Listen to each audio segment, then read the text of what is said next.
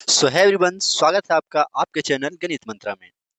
आज बहुत ही बेहतरीन क्लास लेकर आए हैं जो मैट्रिक फाइनल एग्जाम के लिए जो 2027 में देंगे उनके लिए। हिस्ट्री इतिहास का चैप्टर है। इतिहास का पहला चैप्टर जो यूरोप में राष्ट्रवाद का उदय है। ठीक है, इसका पूरा वन लाइनर आज हम लेकर आए हैं। आज हम यूरोप में राष्ट्रवाद का पहला क्लास है, तो आज हम इसका करेंगे। तो चलिए आज का क्लास हम लोग स्टार्ट करते हैं। पहला क्वेश्चन है कि राष्ट्रवाद किसकी देन है। कह रहा है कि राष्ट्रवाद जो है वो किसकी देन है। तो उत्तर होगा इसका भाई कि राष्ट्रवाद आधुनिक राजनीति की देन है। राष्ट्रवाद किसकी देन है? तो राष्ट्रवाद आधुनिक राजनीति की देन है। अगला क्वेश्चन है, कह रहा है राष्ट्रवाद किसका प्रतिफल है। कह रहा है कि राष्ट्रवाद जो है वो किसका प्रतिफल है। तो उत्तर होगा इसका, यह राजनीतिक चेतना का प्रतिफल है। यह राजनीतिक चेतना का प्रतिफल है।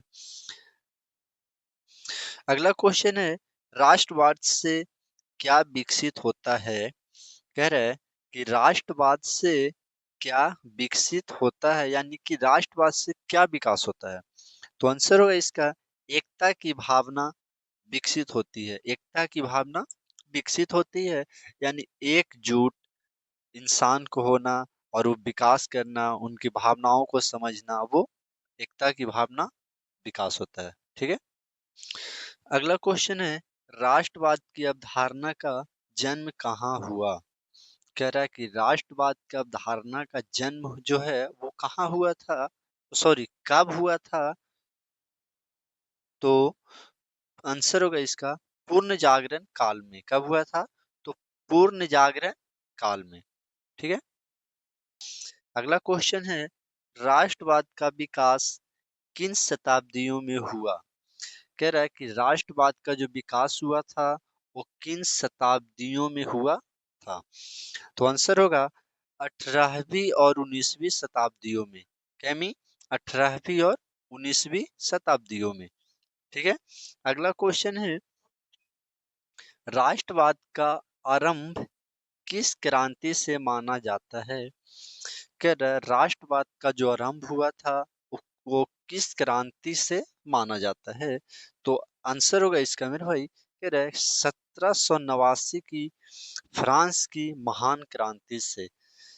कौन से क्रांति से? तो फ्रांस की क्रांति हुई थी वो 1789 में हुई थी। उसी से हम लोग को राष्ट्रवाद का आरंभ की क्रांति माना जाता है। अगला क्वेश्चन है कि 1789 की क्रांति में जनता ने किसका विरोध किया।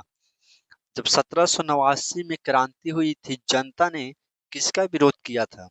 तो निरंकुशवाद का। आंसर क्या होगा? निरंकुशवाद का। ठीक है, अगला क्वेश्चन है, 1830 के बाद कौन सी भावनाएं पुनः बलवती हुई। कह रहा है कि 1830 के बाद वह कौन सी भावनाएं थी जो पुनः बलवती हुई। तो कौन सा था? आंसर होगा राष्ट्रवादी भावनाएं। कौन सा? राष्ट्रवादी भावनाएं। अगला क्वेश्चन है कि 19वीं शताब्दी में यूरोप में क्या आरंभ हुआ। कह रहा है 19वीं शताब्दी में यूरोप में क्या आरंभ हुआ। तो आंसर होगा क्रांतियों का दौर। किसका हुआ था? तो क्रांतियों का दौर का। अगला क्वेश्चन है कि राष्ट्रवादी धारणा से किन देशों का एकीकरण हुआ। कह रहा है कि राष्ट्रवादी धारणा से किन देशों का जो था वो एकीकरण हुआ। तो आंसर होगा यहाँ पे जर्मनी और इटली का। ठीक है, इसका होगा जर्मनी और इटली का। अगला क्वेश्चन है, कौन कौन से देश राष्ट्रवाद की लहर में शामिल हुए। कह रहा क्वेश्चन कि कौन कौन से जो देश थे वो राष्ट्रवाद की लहर में शामिल हुए थे। तो आंसर होगा यहाँ पे मेरे भाई कि पहला था पोलैंड, हंगरी और यूनान यानी कि ग्रीस। कौन कौन सा? पोलैंड, हंगरी और यूनान। ठीक है। अगला क्वेश्चन है, राष्ट्रवाद का सामान्य अर्थ क्या है? कह रहा है कि राष्ट्रवाद का समान अर्थ क्या हो सकता है? तो आंसर है यहाँ पे कि अपने राष्ट्र के प्रति सोच और लगाव की भावना को क्या कहते हैं? राष्ट्रवाद कहते हैं। कह रहा है यहाँ पे कि अपने राष्ट्र के प्रति सोचना, राष्ट्र के प्रति लगाव लगाना, राष्ट्र के प्रति भावना को उत्पन्न करना, ये सब राष्ट्रवाद का समान अर्थ है। ठीक है। अगला क्वेश्चन है, राष्ट्र का निर्माण किस अवधारों पर होता है? कह रहा है राष्ट्र का जो निर्माण है वो किन आधारों पर होता है? तो आंसर होगा भाषाई, नस्ली और आवासीय आधार पर। कौन कौन से? तो भाषा पे, नस्ल पे और आवासीय आधार पे। ठीक है।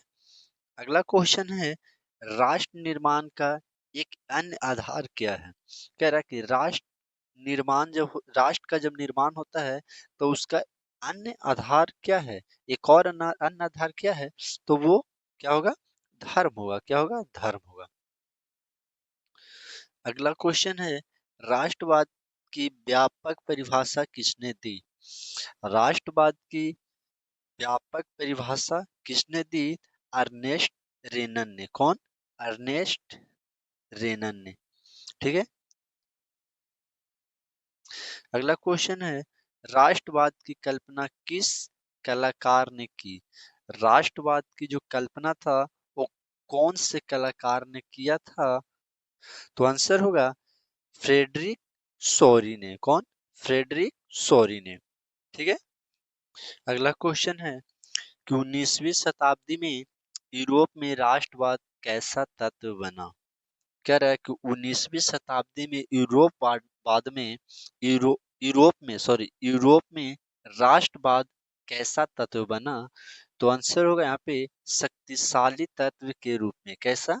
शक्तिशाली तत्व के रूप में। अगला क्वेश्चन है, यूरोप में राष्ट्रीयता की भावना को किस क्रांति ने बढ़ावा दिया? कह रहा क्वेश्चन कि यूरोप में राष्ट्रीयता की भावना को किस क्रांति ने बढ़ावा दिया? तो आंसर होगा यहाँ पे कि 1789 की फ्रांसीसी क्रांति ने। कौन सी क्रांति ने? तो 1789 की फ्रांसीसी क्रांति ने। ठीक है। अगला क्वेश्चन है, यूरोप में राष्ट्रीयता की भावना को किसकी विजयों ने बढ़ाया? कह रहा है कि यूरोप में राष्ट्रीयता की भावना को किसकी विजयों ने बढ़ाया? तो आंसर होगा नेपोलियन बोनापार्ट की विजयों ने। किसकी? तो नेपोलियन बोनापार्ट की विजयों ने। ठीक है। अगला क्वेश्चन है कि फ्रांस में क्रांति से पहले किस राजवंश का शासन था? कह रहा क्वेश्चन कि फ्रांस में क्रांति से पहले वहां का राज कौन से राजा का शासन था? तो आंसर होगा यहाँ पे मेरे भाई, यहाँ पे बुर्बो वंश होना चाहिए था, लेकिन ये गलत लिखा हुआ है, बुर्बो राजवंश। ऐसे ठीक है। ऐसे बुर्बो राजवंश का। ठीक है। अगला क्वेश्चन है, क्रांति के समय फ्रांस का राजा कौन था? कह रहा है कि जब वहां क्रांति हुई थी तो वहां का राजा कौन था? तो लुई 16वां। कौन? लुई 16वां वहां का राजा था। फ्रांस का राजा कौन था? तो लुई 16वां।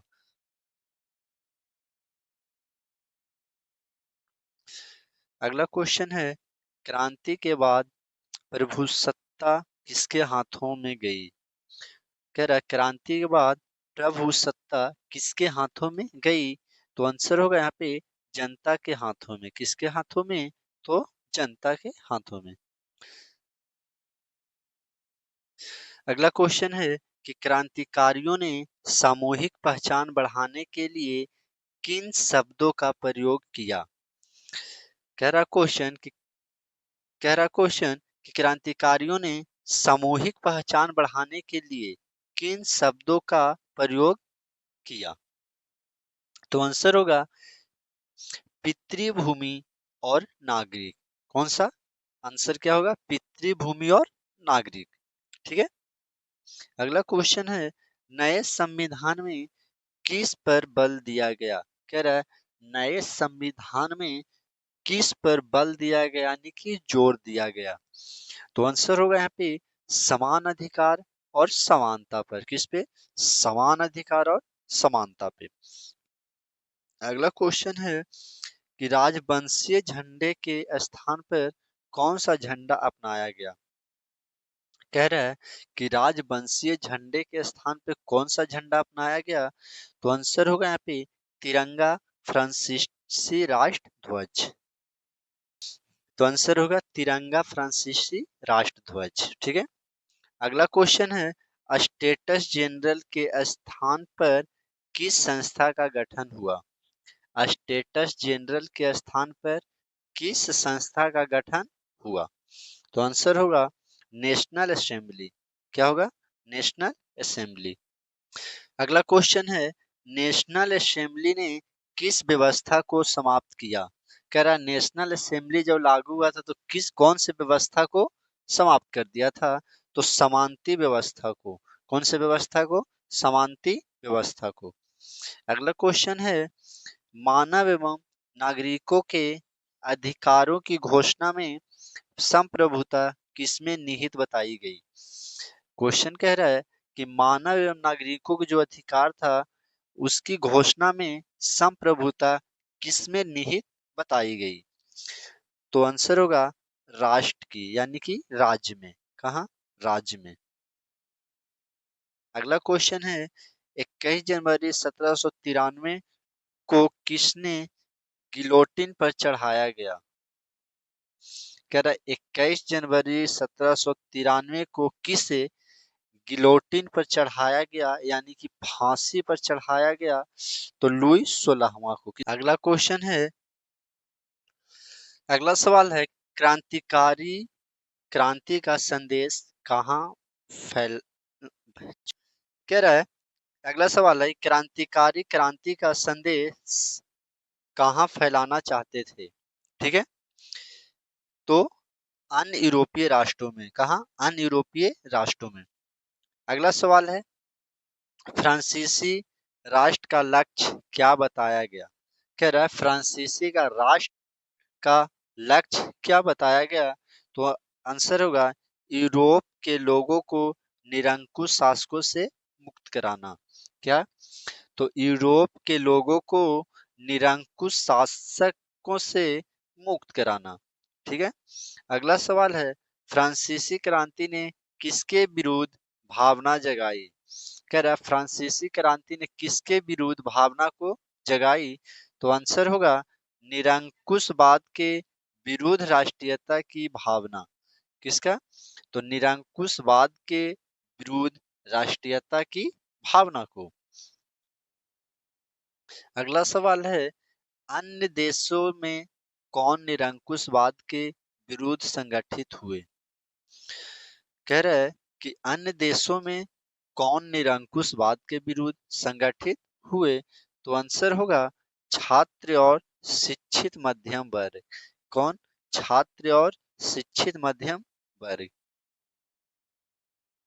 अगला सवाल है फ्रांसीसी घटनाओं से किसे खतरा महसूस हुआ। कह रहा है कि जब फ्रांसीसी घटना हुआ था तो उससे किसको खतरा महसूस हुआ। तो आंसर होगा यूरोप के निरंकुश शासकों को। किनका, तो यूरोप में जो निरंकुश शासक थे उन लोग को खतरा महसूस हुआ। ठीक है। अगला सवाल है फ्रांस में राजशाही की रक्षा हेतु किन देशों ने युद्ध किया। कह रहा है कि फ्रांस में राजशाही राजा को रक्षा करने के लिए किन देशों ने युद्ध किया? तो कि आंसर होगा ऑस्ट्रिया और प्रसा ने। कौन से देश? ऑस्ट्रिया और प्रसा ने। ठीक है।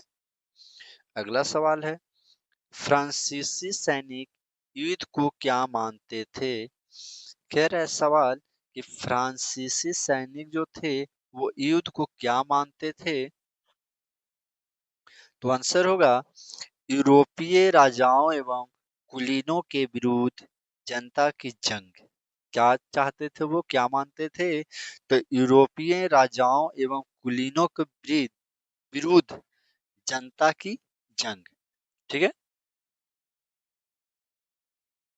अगला सवाल है कि युद्ध के समय फ्रांसीसी सैनिक कौन सा गीत गाते थे? कह रहे हैं कि जब युद्ध के समय फ्रांस के सैनिक जो थे वो कौन सा गीत गाते थे? तो आंसर होगा यहाँ पे ला मार्सिले। ला मार्सिले। ठीक है। ला मार्सिले।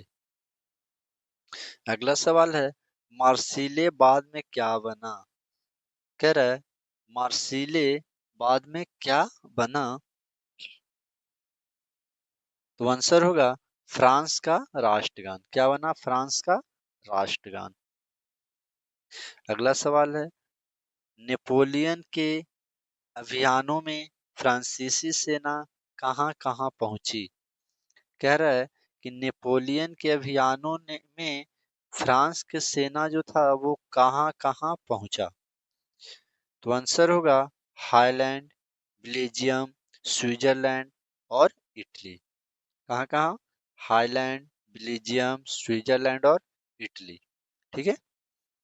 अगला सवाल कह रहा है फ्रांसीसी सेना के साथ कौन सी भावना फैली? कह रहा है कि फ्रांसीसी सेना के साथ कौन सी भावना फैली? तो आंसर होगा इसका राष्ट्रवाद एवं क्रांति की भावना। क्या? राष्ट्रवाद एवं क्रांति की भावना। अगला सवाल है, 1799 में डायरेक्टरी शासन किसने समाप्त किया? कह रहा है कि 1799 में डायरेक्टरी शासन किसने समाप्त किया? तो नेपोलियन बोनापार्ट ने। किसने? नेपोलियन बोनापार्ट ने। ठीक है। कह रहा 1799 में नेपोलियन किस पद पर आसीन हुआ? कह रहा है कि 1799 में नेपोलियन किस पद पर आसीन हुआ? तो आंसर होगा प्रथम कौंसल। कौन सा? प्रथम कौंसल। ठीक है। अगला सवाल है, नेपोलियन कब फ्रांस का सम्राट बना? नेपोलियन फ्रांस का सम्राट कब बना? तो 1804 ईस्वी में। कब? 1804 में। अगला सवाल है, सम्राट बनने से पहले सम्राट बनने से पहले उसने किस देश को पराजित किया? कह रहा है नेपोलियन राजा बनने से पहले उसने किस देश को पराजित किया यानी कि हराया था? तो आंसर होगा ऑस्ट्रिया को। किसको? ऑस्ट्रिया को। अगला सवाल है, 1804 में कौन सी संहिता लागू की गई? कह रहा क्वेश्चन कि 1804 में कौन सी संहिता लागू की गई? तो आंसर होगा नेपोलियन नेपोलियन संहिता। कौन सी संहिता? नेपोलियन संहिता। ठीक है। अगला सवाल है, नेपोलियन संहिता ने क्या समाप्त किया? कह रहा है नेपोलियन संहिता ने किस चीज को समाप्त किया था? तो आंसर होगा जन्मजात विशेष विशेषाधिकार। जन्मजात विशेषाधिकार को। किसको? तो जन्मजात विशेषाधिकार को। अगला सवाल है, नेपोलियन संहिता का मुख्य सिद्धांत क्या था? कह रहा है नेपोलियन संहिता का मुख्य सिद्धांत क्या था? तो आंसर होगा कानून के समक्ष समानता। क्या? कानून के समक्ष समानता। ठीक है। अगला सवाल है, नेपोलियन ने किस व्यवस्था को समाप्त किया? कह रहा है, नेपोलियन ने कौन सी व्यवस्था को समाप्त कर दिया था? तो आंसर होगा समानती व्यवस्था। कौन सी व्यवस्था? तो समानती व्यवस्था को। ठीक है। अगला सवाल है, समानती व्यवस्था समाप्त होने से किसानों को क्या मिला? कह रहा है कि जब समानती व्यवस्था जब समाप्त हुआ था, तो उस टाइम समानती व्यवस्था समाप्त हुआ था तो किसानों को क्या मिला था? तो भू क्या मिला था? तो भू दासत्व मुक्ति। कौन सा? भू दासत्व नियुक्ति, सॉरी मुक्ति। ठीक है। भू दासत्व से मुक्ति। अगला सवाल है, प्रशासनिक नियुक्तियों में किसे आधार बनाया गया? कह रहा है कि प्रशासनिक नियुक्तियों में किसे आधार बनाया गया? तो आंसर होगा इसका मेरे भाई योग्यता को। किसका? योग्यता को। अगला सवाल है कि व्यापार विकास के लिए क्या लागू किया था? कह रहा है कि व्यापार विकास के लिए क्या लागू किया? तो समान शुल्क, समान मापतौल और एक मुद्रा। कौन कौन से? तो समान मूल्य, समान मापतौल और एक मुद्रा। ठीक है। अगला सवाल है, किन नगरों में प्रारंभ में फ्रांसीसी सेना का स्वागत हुआ? कह रहा है कि कौन से नगर में प्रारंभ में फ्रांसीसी सेना का स्वागत हुआ? तो आंसर होगा हाईलैंड, स्विट्जरलैंड, मिलान और बारसा। कहाँ कहाँ? तो हॉलैंड, स्विट्जरलैंड, मिलान और वर्षा में। ठीक है। अगला सवाल है कि बाद में किस भावना ने जन्म लिया? कह रहा है कि बाद में किस भावना ने जन्म लिया? तो आंसर होगा फ्रांसीसी प्रभुता के विरुद्ध देशभक्ति की भावना। कौन सा है? तो फ्रांसीसी प्रभुता के जो विरुद्ध था, वो देशभक्ति की भावना को जन्म लिया। अगला सवाल है कि जर्मनी और इटली में कौन सी भावना सबसे प्रबल थी? कह रहा है कि जर्मनी और इटली में कौन सी भावना थी जो प्रबल थी? तो आंसर होगा राष्ट्रवादी भावना। कौन सा? राष्ट्रवादी भावना।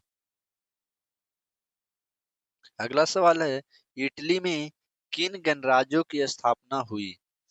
कह रहा है कि इटली में कौन से गणराज्यों की स्थापना हुई?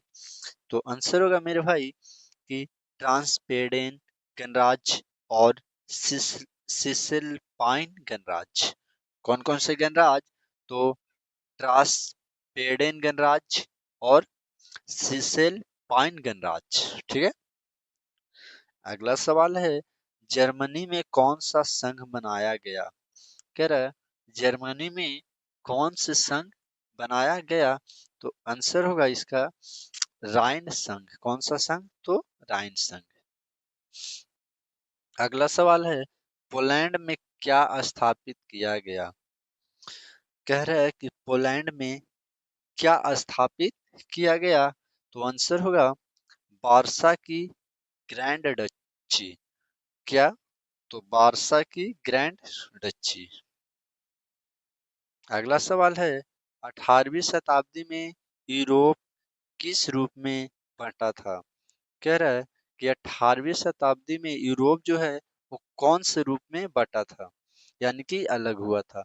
तो आंसर होगा इसका छोटे छोटे स्वायत्त और अर्ध स्वायत्त राज्यों में। क्या? छोटे छोटे स्वायत्त और अर्ध स्वायत्त राज्यों में।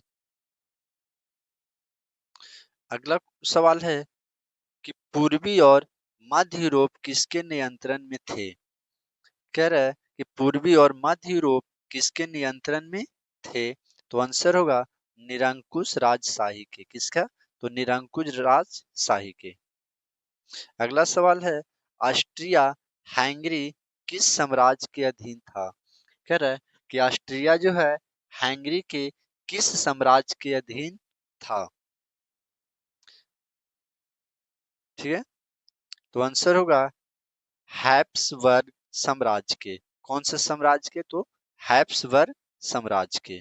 ठीक है, अगला सवाल है, हैप्सबर्ग साम्राज्य में कौन कौन से क्षेत्र थे? कह रहा है कि हैप्सबर्ग साम्राज्य में कौन कौन से क्षेत्र थे? तो आंसर होगा तिरोल, ऑस्ट्रिया, सुडेट सुडेट तो आंसर होगा तिरोल, ऑस्ट्रिया, और ये स्विट्जरलैंड होगा मेरे भाई, यहाँ पे गलत है, और बोहेमिया। कौन सा? बोहेमिया। ठीक है, अगला क्वेश्चन है, लोम्बार्डी और वेनेसिया में कौन सी भाषा बोली जाती थी? कह रहा है कि लोम्बार्डी और वेनेसिया में कौन सी भाषा बोली जाती थी? तो आंसर होगा मेरे भाई इतावली भाषा। कौन सी भाषा? इतावली भाषा। अगला सवाल है कि हैंगरी की आधी आबादी कौन सी भाषा बोलती थी? कह रहा है हैंगरी में जो हैंगरी के जो लोग थे उसमें से आधा जो आबादी थे वो कौन से भाषा में बात करते थे? तो मैग्यार भाषा। कौन सी भाषा? मैग्यार भाषा में। अगला सवाल है, अगला सवाल है, कह रहा है ग्लेशिया का कुलीन वर्ग कौन सी भाषा बोलता था? ग्लेशिया का कुलीन वर्ग जो थे वो कौन सी भाषा बोलते थे? तो पोलिश भाषा। कौन सी भाषा? पोलिश भाषा। अगला सवाल है कि विभिन्न वर्गों के एक सूत्र में किसने बांध रखा था? कह रहा है कि विभिन्न वर्गों को एक सूत्र में किसने बांध रखा था? तो आंसर होगा सम्राट के प्रति निष्ठा ने। कौन? सम्राट के प्रति निष्ठा ने। ठीक है,